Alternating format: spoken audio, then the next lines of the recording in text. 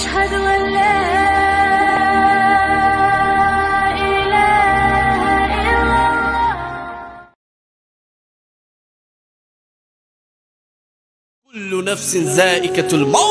অবশ্যই অবশ্যই প্রত্যেক প্রাণীকে মৃত্যুর স্বাদ গ্রহণ করতে হবে।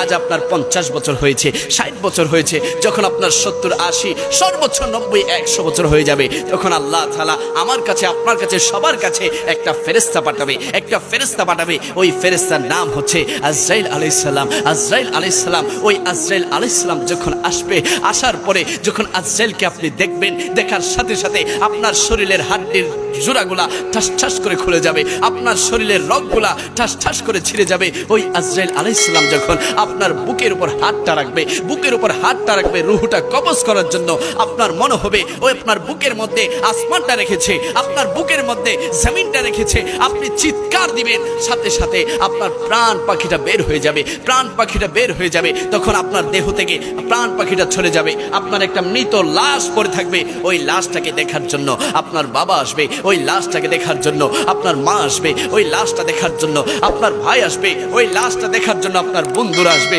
ওই লাশটাকে দেখার জন্য আপনার আত্মীয় স্বজন সবাই আসবে। আসার পরে আপনার লাশটাকে গোসল করাবে, গোসল করানোর পরে 3টা কাপড়ের মধ্যে ওই লাশটাকে প্যাকেট করবে, 3টা কাপড়ের মধ্যে প্যাকেট করবে।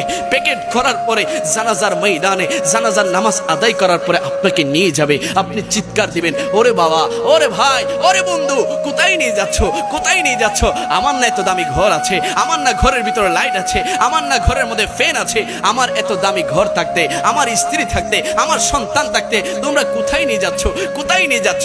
কেউ চিৎকার শুনবে না, কেউ চিৎকার শুনবে না। আপনাকে ওই কবরের দিকে নিয়ে যাবে। কবরের পারে আপনার লাশটি রাখার পরে মিনহা খালাকনাকুম ওয়া ফিহা নুঈদুকুম ওয়া মিনহা নুখরিজুকুম তারাতান উখরা পরে পরে আপনার লাশটা কবরে রেখে দিবে, কবরে রেখে দিবে। রাখার পরে আপনার লাশের উপরে আপনার কবরের মধ্যে ওই 3.5 হাত কবরের মধ্যে ওই বাঁশের ছানি দিবে, পাঠিয়ে দিবে। তারপর মাটি ছাপা দিয়ে একে একে করে সবাই চলে যাবে।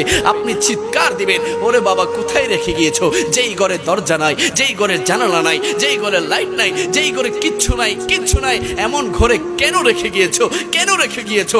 যখন ওই কবরের মধ্যে আল্লাহ তাআলা আপনার কবরের মধ্যে তখন 2জন ফেরেশতা পাঠাবে, মুনকার নাকির, মুনকার নাকির। ওই মুনকার নাকির ফেরেশতা আসার পরে আপনাকে প্রশ্ন করবে, ওই তাদেরকে প্রশ্ন করবে যারা বেঈমান, যারা রাসূলুল্লাহর শানে বেয়াদবি করেছিল, যারা আল্লাহর ইবাদত থেকে দূরে সরেছিল, যারা সব সময় ফিতনা ফাসাদের মধ্যে লিপ্ত ছিল, তাদেরকে প্রশ্ন করবে। বেঈমানদেরকে, বেঈমানদেরকে 1 নাম্বার প্রশ্ন করবে, মান রাব্বুকা, মান রাব্বুকা, তোমার প্রভুকে, তোমার প্রভুকে। যারা বেঈমান, যারা গুস্তাখে রাসূল, তারা বলবে লা আদরি, লা আদরি, আমি তো জানি না, আমি তো পারি না, আমি তো জানি না, আমি তো পারি না। 2 নাম্বার প্রশ্ন করবে, মা দীনুকা, তোমার ধর্ম কি, তোমার ধর্ম কি? বেঈমানরা বলবে লা আদরি, লা আদরি, আমি তো জানি না, আমি তো পারি না।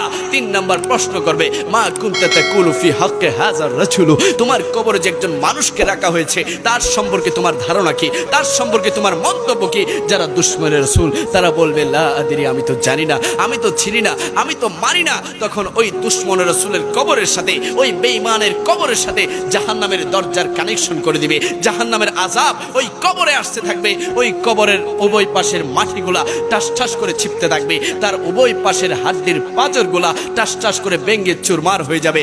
আর আজকের এই বোয়ালখালীর সুন্নি আশিক রাসূল ভাইদের কবরে যখন আল্লাহ তাআলা মুনকার নাকিরকে পাঠাবে, যখন মুনকার নাকির বলবে মান রাব্বুকা, মান রাব্বুকা, আশিক রাসূল বলবে রব্বি আল্লাহ, রব্বি আল্লাহ। 2 নম্বর প্রশ্ন যখন করবে, মা দীনুকা, তোমার ধর্ম কি?